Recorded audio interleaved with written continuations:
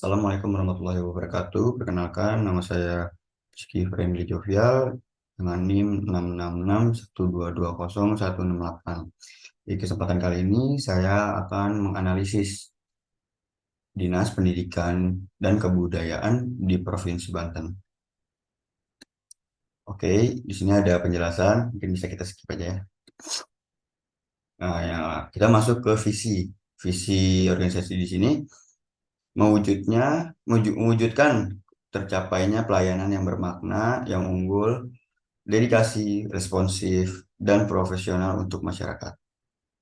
Misinya yang pertama itu adalah memberikan pelayanan yang dedikasi, mengutamakan kepentingan masyarakat dan memenuhi kebutuhan mereka dengan sepenuh hati, melakukan tugas dengan komitmen yang tinggi dan semangat yang kuat, membangun mekanisme komunikasi yang efektif untuk mendengarkan dan merespon masukan, keluhan, dan harapan masyarakat, yang merespon secara tepat, cepat, dan tanggap terhadap setiap permintaan atau pernyataan masyarakat.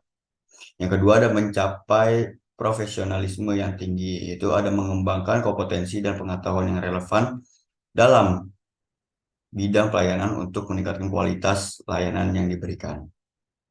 Menjunjung tinggi etika dan integritas dalam menjalankan tugas serta memastikan transparansi dan akuntabilitas dalam pelayanan. Yang ketiga ada membangun kemitraan dan kolaborasi. Yang terakhir berinovasi dan meningkatkan layanan. Selanjutnya di sini ada tujuan dan sasaran. Yang pertama kita akan menjelaskan tujuan. Tujuannya ada yang pertama tercapainya keluasan dan kemerataan akses pendidikan bermutu kesetaraan gender serta sinergi dan relevan dengan kebutuhan masyarakat Banten.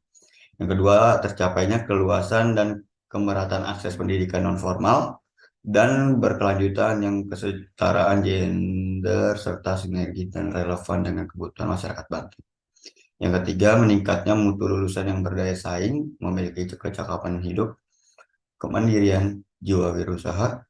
Yang keempat, terwujudnya penyelenggaraan pendidikan yang didukung partisipasi masyarakat dan kemitraan dengan dunia usaha atau industri. Yang kelima, terwujudnya tata kelola dan manajemen yang efektif dan efisien di semua lini penyelenggaraan pendidikan. Sasarannya di sini yang pertama ada pengelolaan pendidikan menengah, yang kedua ada pengelolaan pendidikan khusus, yang ketiga penetapan kurikulum muatan lokal pendidikan menengah dan muatan lokal pendidikan khusus, yang keempat menetapkan rekomendasi perpindahan pendidik dan tenaga kependidikan lintas daerah, kabupaten atau kota dalam satu daerah provinsi.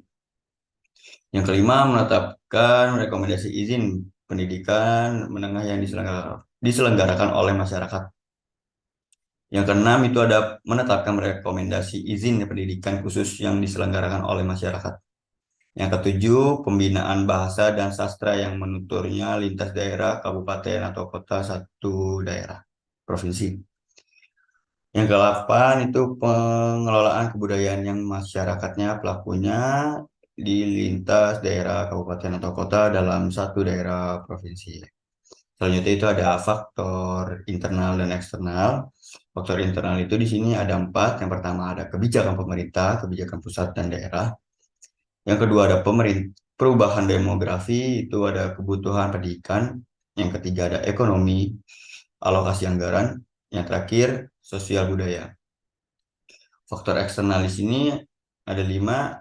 Ada men itu ada kepala dinas, sekretaris, kepala bidang sekolah atas, kepala bidang sekolah menengah kejuruan, kepala bidang pendidikan khusus, kepala bidang ketenagaan dan kelembagaan, kepala bidang kebudayaan, unit pelaksana teknis dinas, dan jabatan fungsional. Di sini yang kedua ada money, yaitu sumber dana.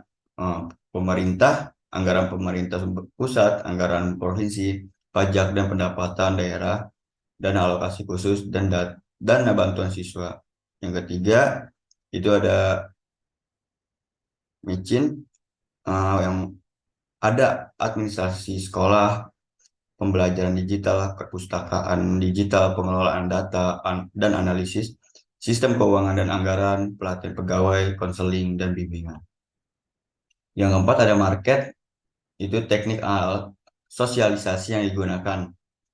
Nah, di sini ada situs web resmi, media sosial, kampanye, lingkungan, partnership dengan sekolah dan perguruan tinggi, konten edukatif, pelatihan dan seminar, kolaborasi dengan media, layanan publik online, penyediaan informasi terbuka dan survei. Yang terakhir ada material. Di sini bahan-bahan yang digunakan itu ada buku pedoman, dokumen kebijakan, materi pelatihan, materi pembelajaran, video edukasi, papan informasi, materi promosi, situs web, portal online, materi e-learning. Mungkin cukup penjelasan dari saya, kurang lebih mohon maaf. Wassalamualaikum warahmatullahi wabarakatuh.